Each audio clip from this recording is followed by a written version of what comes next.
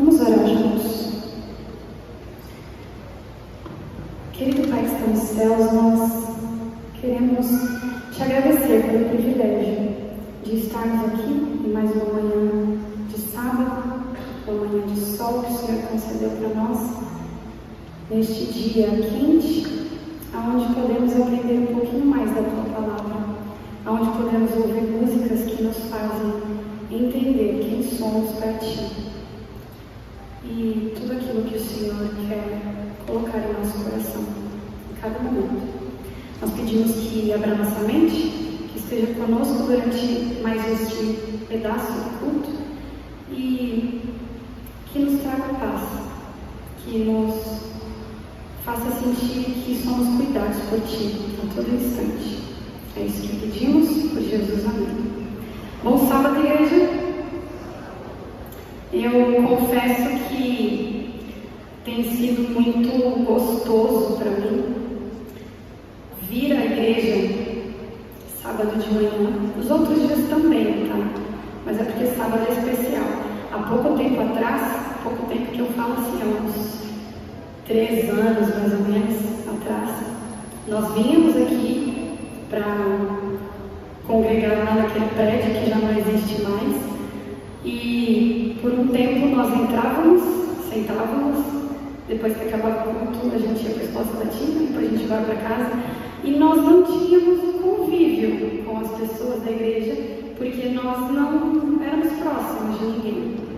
E hoje isso mudou, hoje é gostoso vir aqui, ver os nossos amigos, e eu me sinto muito feliz e também muito privilegiada em poder compartilhar um pouquinho daquilo que a gente tem aprendido no decorrer do tempo.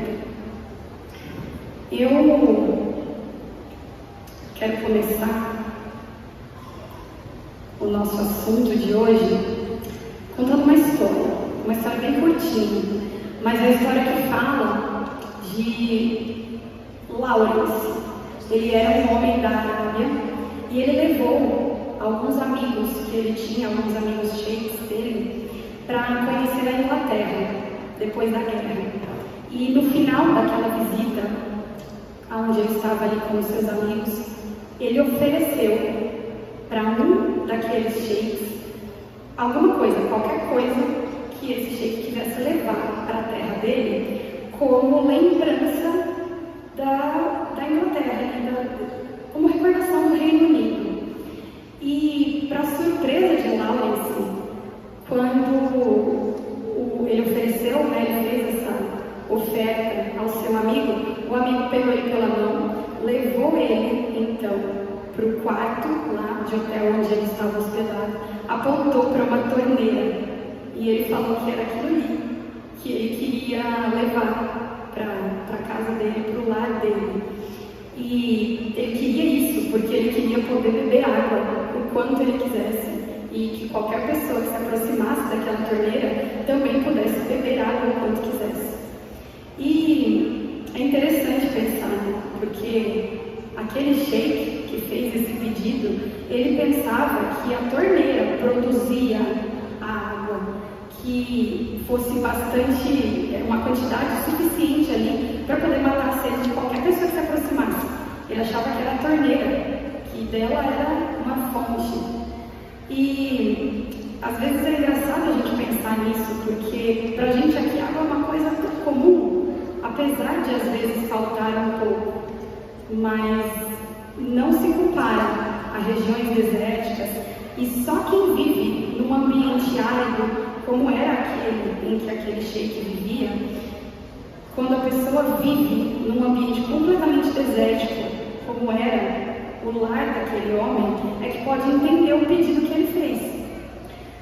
Na Bíblia, existem muitas imagens ilustrativas que às vezes não são familiares para nós, que vivemos numa situação e numa época completamente diferentes da situação e da época em que essas imagens foram criadas e foram faladas. E uma dessas imagens é uma referência a águas vivas.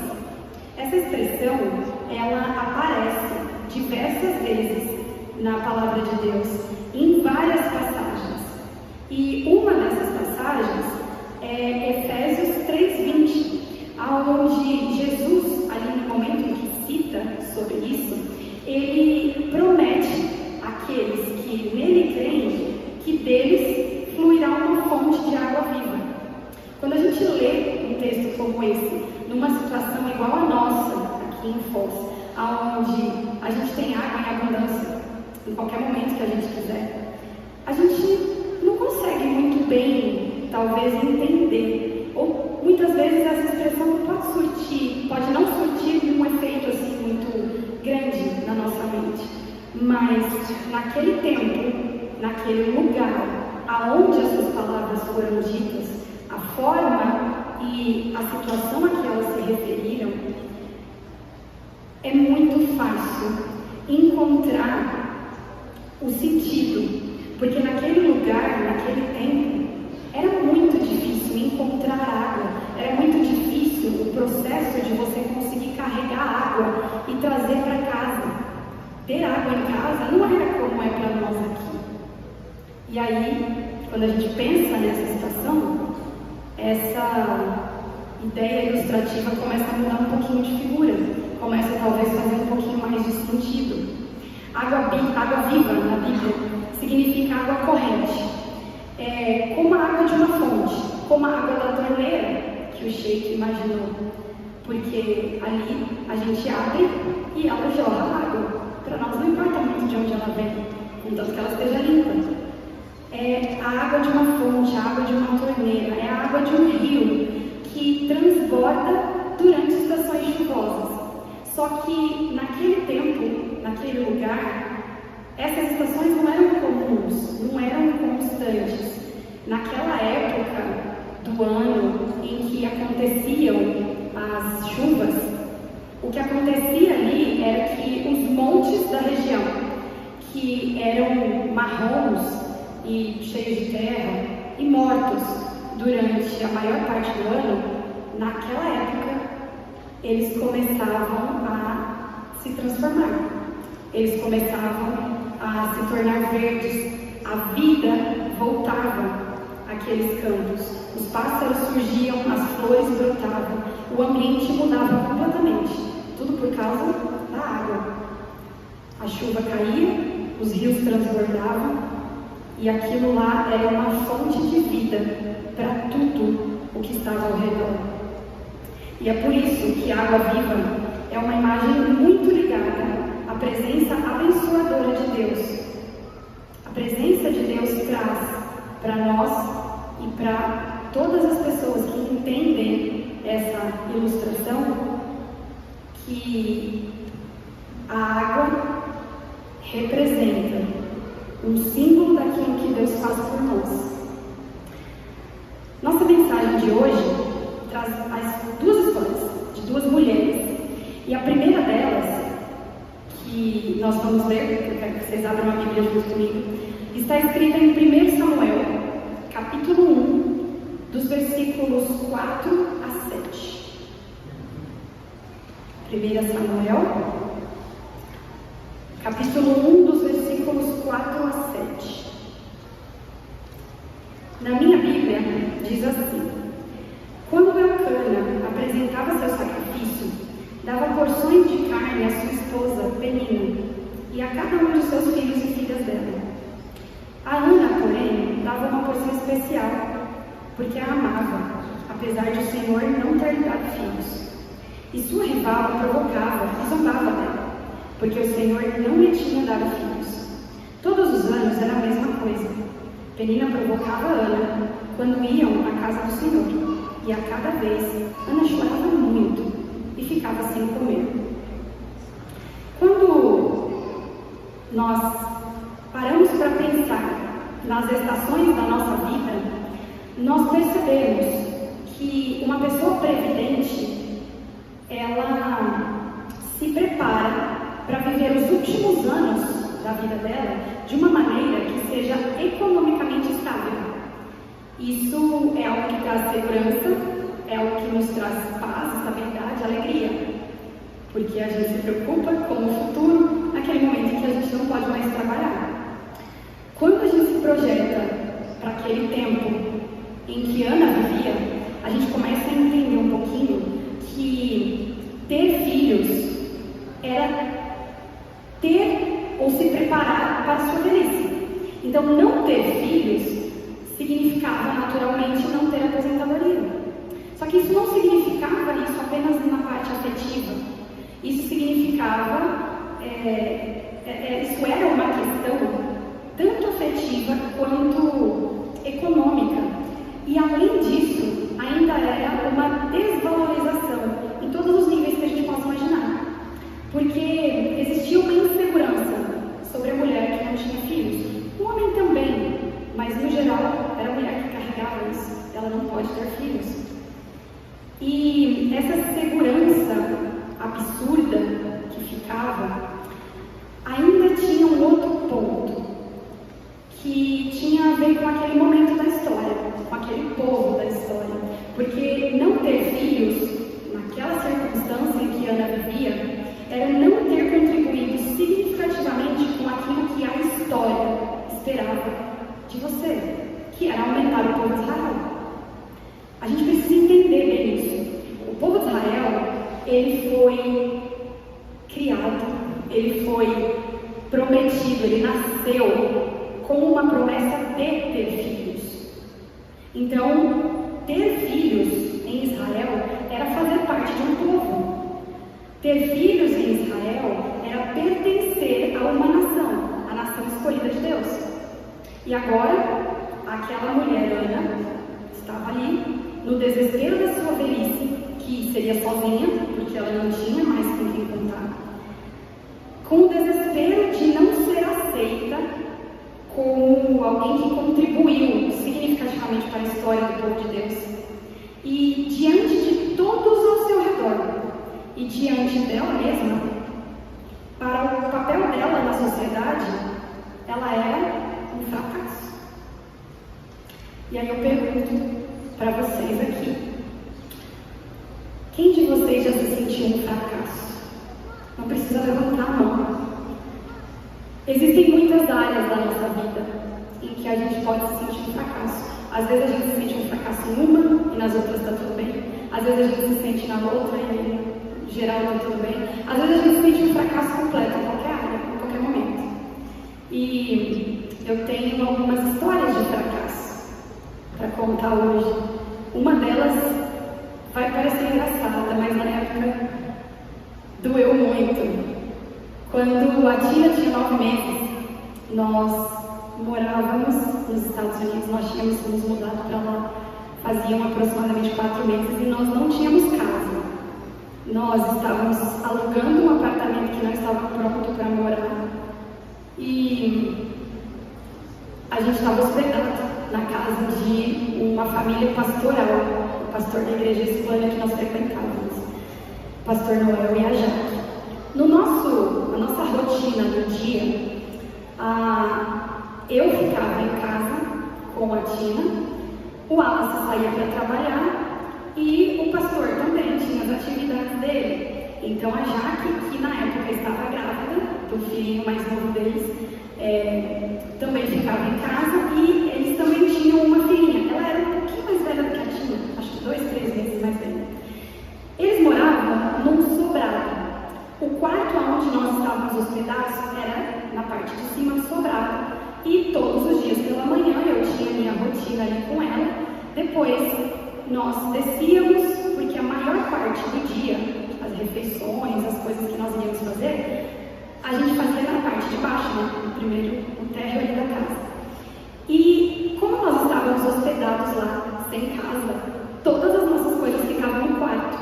Então, nossas malas, nossas roupas, os brinquedos da Tina, tudo aquilo que nós já tínhamos ganhado lá nos Estados Unidos, ficavam lá. Então, quando eu ia descer com ela para passar o dia embaixo, na parte de baixo da casa, eu tinha que descer com as coisas que eu ia usar durante aquele dia e com ela.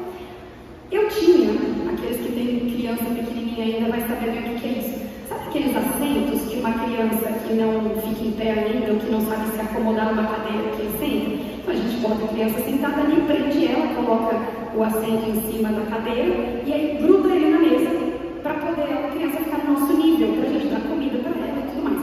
Ela tinha um desse e era desse tamanho mais ou menos, era Verde, e eu tinha que descer, porque todas as refeições do dia que ela fazia era naquele assento. Então, eu terminei ali, eu não lembro que dia da semana era, mas eu lembro que eu terminei de fazer minhas coisas com ela no quarto, troquei, ela fez o culto e tal, e ia pegar as coisas para descer. E aí eu tive um impasse. Se eu deixo ela sozinha no quarto, nessa hora, já que já estava lá embaixo com a Elizabeth, se eu deixasse a Tina sozinha no quarto e descesse com as coisas primeiro, em questão de 30 segundos, pode acontecer alguma coisa com a criança. Então eu não podia deixá-la sozinha ali. Se eu descesse com ela primeiro e depois voltasse para buscar as coisas, era uma casa grande, tá, gente? Eu estaria dando um pouco mais de trabalho, além de tudo que a gente já causava, né, para a família ali, e ter que deixar a Tina ali com a Jaque, que já estava com uma criança, que estava grávida, e aquela coisa toda. Então eu tive a brilhante ideia de descer com tudo ao mesmo tempo. E aí vocês já podem começar a imaginar o final dessa história. Eu peguei alguns brinquedos dela, e esse assento que eu falei, peguei com esse braço assim, segurei aqui do lado.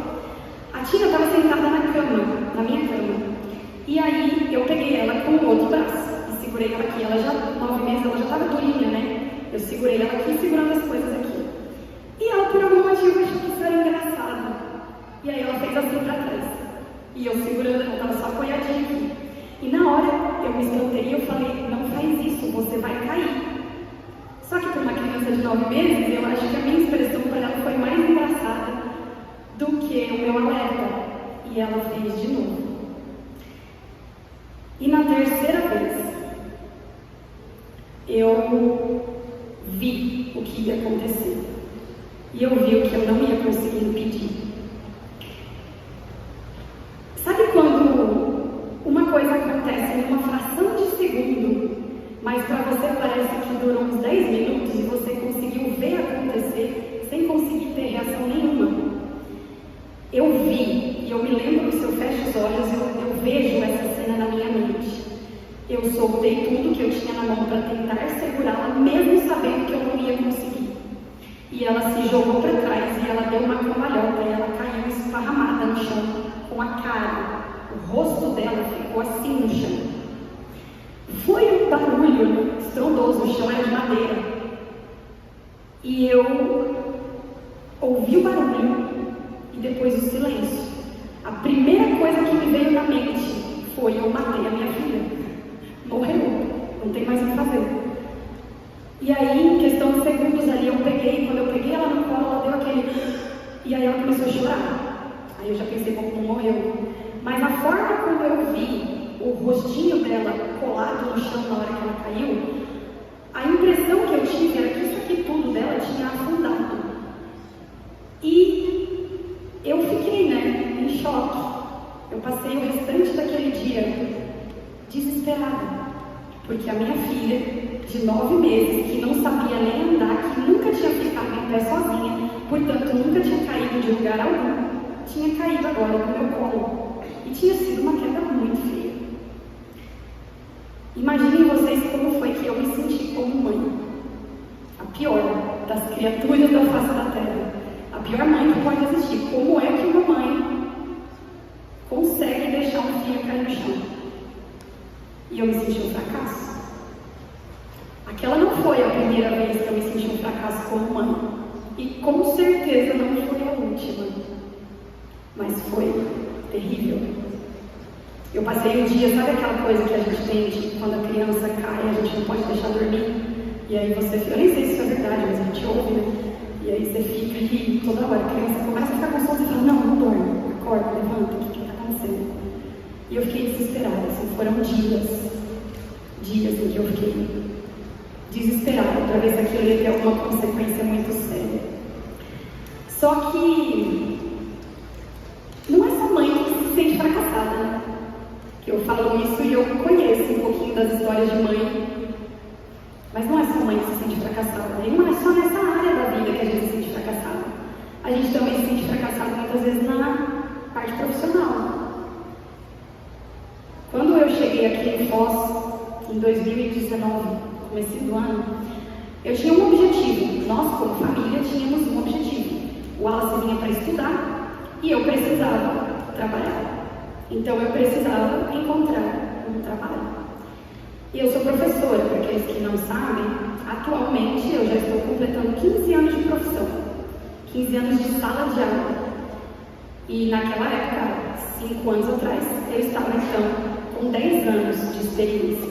E eu distribuí currículo para tudo quanto foi escola. E a primeira escola que me chamou para fazer entrevista foi uma escola da qual eu tinha ouvido falar muito bem, o Ângulo. E eu fui fazer entrevista, eu fiquei muito empolgada, porque eu falei, poxa, se eu conseguir trabalhar lá, né, se o salário for bom e tal, a gente vai conseguir ter uma vida ali tranquila e tudo mais. Primeira escola que me chamou vai ser bom. E aí eu fui. E quando eu cheguei, naquele momento ali inicial, a coordenadora conversou comigo, acho que a gente ficou quase uma hora conversando e foi muito bom. O papo ali com ela foi muito, a gente se identificou e conversou e falamos coisas a respeito de experiências em sala de aula e tudo mais, e foi muito gostoso. E ela demonstrou que tinha gostado muito de mim e que eles precisariam ali avaliar algumas coisinhas para poder efetivar uma contratação, mas que era algo bem possível, então eu fiquei muito feliz. Só que ela terminou falando assim, olha, como parte também do nosso processo seletivo aqui, para escolher alguém e tal, a gente quer que você dê uma aula, né, para a gente avaliar. E gente, assim, abrindo o coração agora de verdade, tá? Qualquer professor, ele pode ter 30 anos de experiência, você dá aula numa sala de aula com 30, 40, 200 crianças de 10 anos, de 12 anos, de 15 anos, é totalmente diferente você entrar numa sala com 3, 4, 5 adultos que não estão ali para aprender nada e que vão te avaliar para ver o que você está falando. E foi terrível. Eu me lembro que eu preparei a aula, eu entrei e eu falei, mas eu estava muito nervosa, porque apesar da experiência toda, eu já estava 1 ano e meio aproximadamente sem dar aula, né? Eu tinha voltado dos Estados Unidos lá e não trabalhei. E aí eu entrei, assim, me lembro que a sala era grande, tinham acho que 4 pessoas sentadas, espalhadas assim, com um papel na mão, sabe assim? E não para anotar o que eu ia ensinar, para me avaliar, para falar como que eu estava me saindo. E eu me senti muito mal, e eu saí de lá sabendo que eles tinham percebido o meu nervosismo e sabendo que eu não tinha ido bem naquela parte da entrevista. Eu me senti um fracasso. Como que eu, com 10 anos de experiência em sala de aula, não consigo dar uma aula para 4 adultos sem ficar nervosa? Todos nós já fracassamos inúmeras vezes, em todas as áreas da nossa vida. E cada vez que nós passamos por uma situação dessa, de fracasso, nós começamos a questionar a nossa própria competência naquela área. A gente começa a pensar, poxa, será que eu realmente sou bom nisso? Será que eu realmente sei fazer isso? Existe um nome para isso. Não sei quantos aqui conhecem. A síndrome do impostor. Já ouviu falar? A síndrome do impostor, ela traz alguns sintomas. E entre eles, existem 2 muito claros. O primeiro é que nós passamos a acreditar que nós precisamos da aprovação de todo mundo que nos cerca.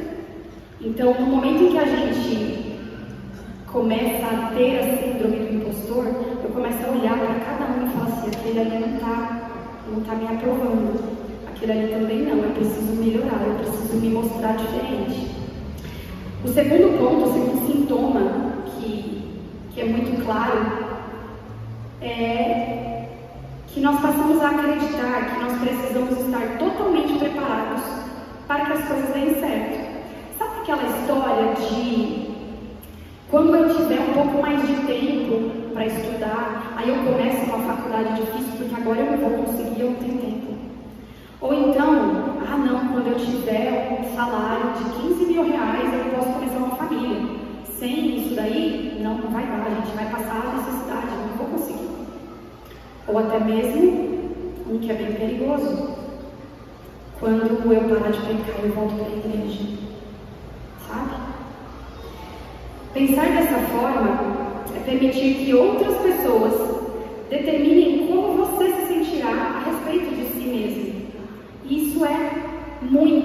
perigoso. Mas sabe aonde a síndrome do impostor acaba se espalhando de forma muito mais rápida do que notícia ruim? Dentro da igreja, na vida cristã. A vida cristã é um prato cheio.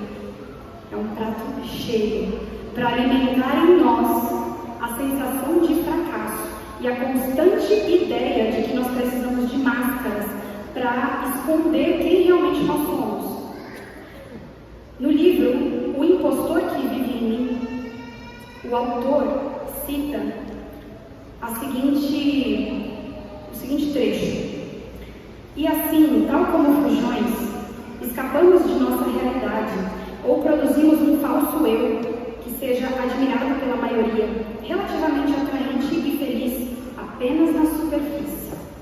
Escondemos aquilo que sabemos ou aquilo que sentimos ser, que pressupomos ser inaceitável ou indigno de amor, atrás de algum tipo de aparência que esperamos seja mais agradável. Escondemos-nos atrás de semblantes bonitos, só para agradar os outros. Com o tempo, podemos até esquecer o que estamos escondendo e passar a acreditar que temos, de fato, a mesma aparência das máscaras que usamos. Independente do tipo de vida que você tenha, independente do tempo de vida cristã que você tenha, ou de quanto tempo faz que você conhece a Deus, ou que você aprende sobre Deus, cada vez que a gente abre a Bíblia e que a gente lê sobre o quanto Deus rejeita o pecado, ou cada vez que você ouve sermões que falem a importância que existe de você abandonar os erros que você comete, ou onde você lê lições que dizem que você precisa viver uma vida de acordo com aquilo que Deus pede para você viver, você olha para a sua vida, você olha para aquilo que você é e você se sente um fracasso. Essa é a síndrome do impostor. Esse é o reflexo que você olha no espelho e enxerga todas as vezes que se olha nos olhos. Alguém que comete erros imperdoáveis. E aí, quando você olha para todos os cristãos que estão ao seu redor, quando você olha para as vidas perfeitas que eles levam, para as vidas imaculadas e irrepreensíveis que eles têm, duas coisas acontecem.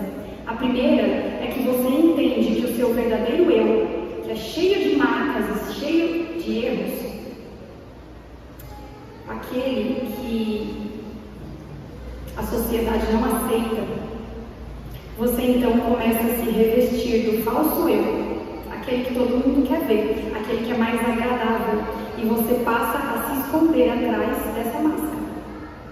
A segunda coisa que acontece é que você começa a acreditar que o seu verdadeiro eu é tão repugnante, é tão indigno, que você passa a rejeitar esse eu. E essa auto-rejeição planta uma sementinha dentro do teu coração que é muito perigosa, que é a sementinha da dúvida do amor de Deus por você. A auto-rejeição é o maior inimigo da vida espiritual, porque ela contradiz a voz sagrada que nos chama de amados. Só que a palavra de Deus tem um antídoto para essa síndrome. A palavra de Deus tem um remédio exato que pode nos curar dessa síndrome. E Deus, na infinita sabedoria que Ele tem, Ele nos deixou muitas recordações da Bíblia de quem nós somos para Ele. E agora eu quero que você abra a Bíblia comigo, porque nós vamos ler algumas, mais especificamente 3 dessas recordações. A primeira está em Jeremias 29:11. Vamos virar as páginas da Bíblia, lá para Jeremias, capítulo 29, versículo 11. Diz assim: porque eu sei os planos que tenho para vocês, diz o Senhor. São planos de bem e não de mal, para dar-lhes o futuro pelo qual anseiam. Deus tem planos para a nossa vida, e Deus jamais teria planos para a nossa vida se nós não fôssemos especiais para Ele. A segunda passagem que eu quero ler junto com vocês está em Mateus 10, capítulo 10, Mateus capítulo 10, dos versículos 29 até o 31.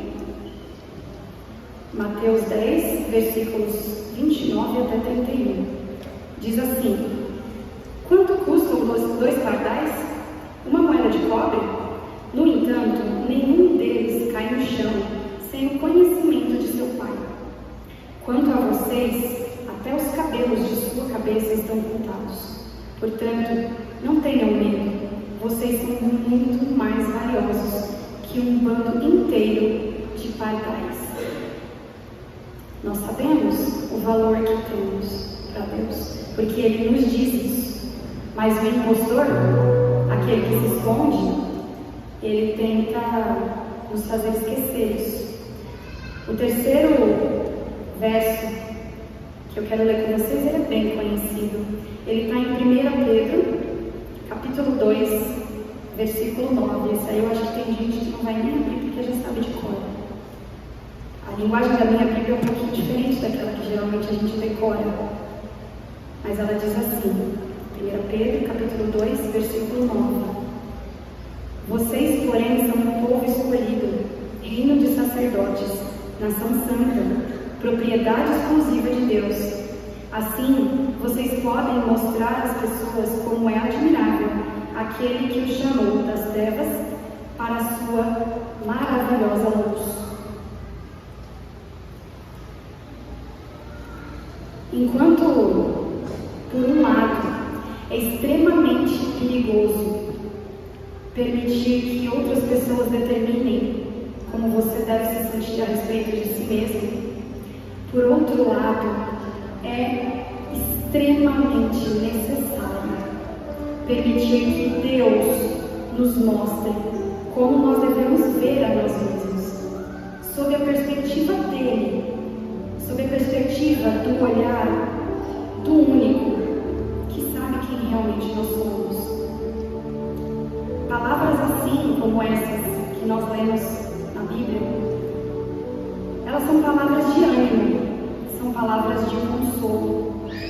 Elas nos fazem respirar aliviados, nos trazem paz. E aqui eu faço um parênteses aqui nas nossas palavras, nas nossas leituras. Não pense você que aquele que procura te consolar vive tranquilo em meio às palavras simples e discretas que usa e que muitas vezes fazem tão bem. Na vida dessa pessoa existem sacrifícios, existem tristezas grandes demais, muitas vezes muito além das suas, porque se não fosse assim, essa pessoa possivelmente não poderia encontrar as palavras que ele usa para consolar você. Quando a gente lê a Bíblia e a gente começa a encontrar as palavras de ânimo e consolo que Deus deixa para nós, a gente sabe quanto é importante a gente compartilhar essas palavras com os outros. Essa é a síndrome do impostor na vida cristã. Encarar as nossas falhas e nos acharmos tão repugnantes por causa delas, que ao olharmos para Deus, nós começamos a acreditar que Ele nos olha da mesma forma, que Ele tem o mesmo olhar sobre nós, e que é por isso que nós devemos nos revestir de uma máscara, de uma roupa nova, de uma maquiagem que esconda completamente quem nós somos, porque só assim Deus irá nos amar. Essa é a segunda história de hoje. Essa podia ser a história de qualquer um aqui, podia ser a sua história, podia ser a minha história, mas é a história de uma mulher que estava tão horrorizada com a pessoa que ela era, que ela já tinha passado do estágio de rejeitar seu verdadeiro eu. já tinha passado toda a síndrome do impostor, porque ela já não tentava se esconder mais atrás de uma máscara. Ela já decidira se afastar de todos aqueles que poderiam fazer com que ela tivesse que usar uma máscara. Ela já não tentava mais agradar ninguém. Ela já não tentava mais andar com as pessoas que a rejeitavam. Ela nem queria mais que alguém se aproximasse dela. E foi por isso que ela foi àquela hora ao poço. Ficar completamente quieto e inalcançável são dois sinais de que a vida se foi. Ela já não queria mais viver do jeito que ela estava vivendo. Então ela não queria ninguém mostrando para ela todos os erros que ela estava cometendo. Ela foi buscar água naquele poço a uma hora do dia em que ela sabia que ninguém mais estaria lá. Mas alguém estava lá. Na nossa primeira história, quando Ana se sentiu fracassada, ela fez a primeira coisa que qualquer cristão faz. No momento de alegria, no momento de tristeza, no momento de medo, no momento de dor, ela orou, ela derramou o seu coração e o seu verdadeiro eu diante daquele que poderia resolver o seu problema. Mas quando a mulher samaritana chegou naquele poço e se sentiu fracassada diante daquele judeu que de repente lhe pediu um pouquinho de água, mal sabia ela que desde a sua primeira resposta até a última resposta dele, aquela era a oração de uma vida. A oração que faria com que ela percebesse que ela ainda era uma cristã. Você conhece a história? Jesus estava lá sentado. Ela se aproximou, não falou nada, mas ele falou com ela. Ele lhe pediu água. E ela começou então a usar todos os argumentos sociais da época para fazer ele se afastar. Era como se ela dissesse: não fale comigo. Você não vai querer ser visto falando comigo ou perto de mim. Era como se ela dissesse: eu não mereço sequer que você olhe para mim. Mas Jesus, ele enxerga naquele momento nela que existia alguém ali dentro que ela mesma já havia deixado de ver há muito tempo atrás. Jesus viu a dor dela, Jesus viu a luta, Jesus viu o verdadeiro eu que ela carregava escondido tanto tempo. E ele fez por ela aquilo que ele prometeu fazer por cada um de nós. E aí a gente volta lá na história do Sheik. É por isso que a água viva é uma imagem tão ligada à presença abençoadora de Deus. Quando Jesus lhe ofereceu a água viva, a vida retornou aos lugares mais profundos e escondidos que existiam na vida daquela sedenta mulher que precisava tanto de Cristo. Depois daquele diálogo, depois dela aceitar a água que lhe era oferecida, a gente consegue entender que ela fez uma troca.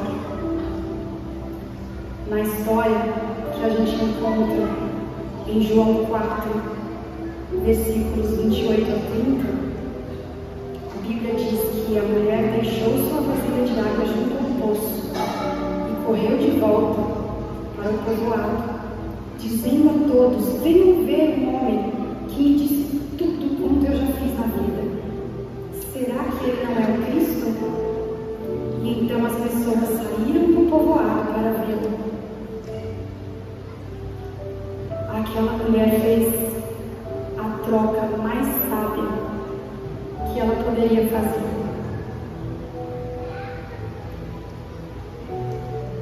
Ela esqueceu do poço e ela sentou à fonte. Ela parou de prestar atenção às coisas que diziam sobre ela. E ela passou a viver de acordo com aquilo que ela tinha ouvido do próprio Messias a respeito dela. Ela fez uma troca, uma grande troca, de deixar o poço difícil, onde ela tinha que buscar água, e ela passou a escolher a fonte que jorrava água, que jorrava água através dela.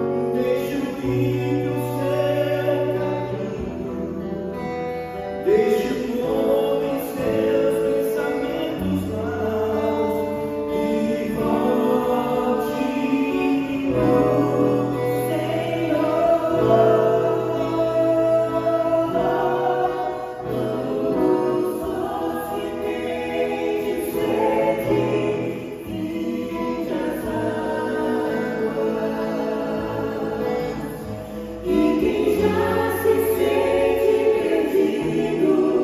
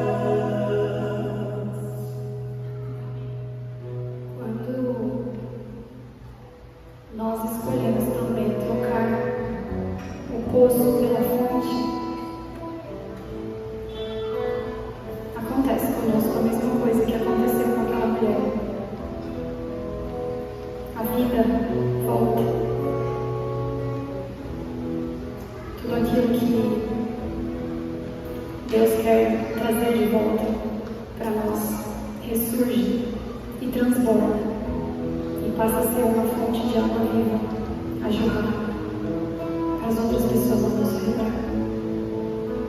Fiquem em pé, nós vamos orar. E antes da oração, chegou até mim um pedido para que nós oremos pelo irmão Valdir.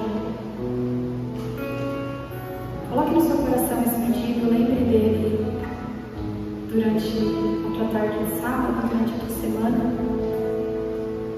E também coloque juntinho aí no seu coração o desejo para que Deus te mostre que não é mais preciso usar máscaras, que não é mais preciso se cobrir com nada, que aquele impostor que vive dentro da gente tentando dizer que a gente precisa de tudo. Vamos orar. Querido Pai, nós estamos aqui diante de Ti, desejando, acreditando, entendendo finalmente que nós não precisamos nos esconder atrás de uma máscara bonita, atrás de uma roupa nova, atrás de qualquer coisa que esconda quem nós somos, porque o Senhor nos ama, apesar de qualquer coisa. E só nos momentos em que nós somos capazes de reconhecer o nosso verdadeiro eu, é que o Senhor consegue começar a agir dentro de nós, porque aí nós te damos espaço para fazer por nós tudo o que o Senhor deseja fazer. E aí nós aceitamos a água que traz vida, que o Senhor derrama sobre cada um dos seus filhos. E junto com essa água nós passamos a nos transformar numa fonte para jorrar a água viva que o Senhor já derramou em nós todos os dias.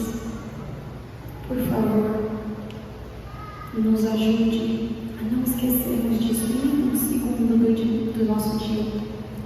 E também nos ajude, Senhor, a lembrarmos de estar em constante oração para o irmão Valdir. Ele precisa de Ti, assim como nós precisamos. Mas talvez ele esteja com algumas dores a mais que nós não estamos vendo agora. Cuida dele. Abençoa ele. Faz por ele aquilo que o Senhor sabe que é melhor fazer para aliviar a vida dele. Tire a dor, tire o sofrimento. Faça com que ele possa sorrir, com que ele possa se alegrar. Porque é isso que nós, como igreja, desejamos para todos aqueles que fazem parte da nossa comunidade. Nós pedimos todo o Teu cuidado e todas as recordações que o Senhor possa nos enviar de que nós somos amados o tempo todo por Ti. É isso que nós pedimos e agradecemos. Por Jesus, amém.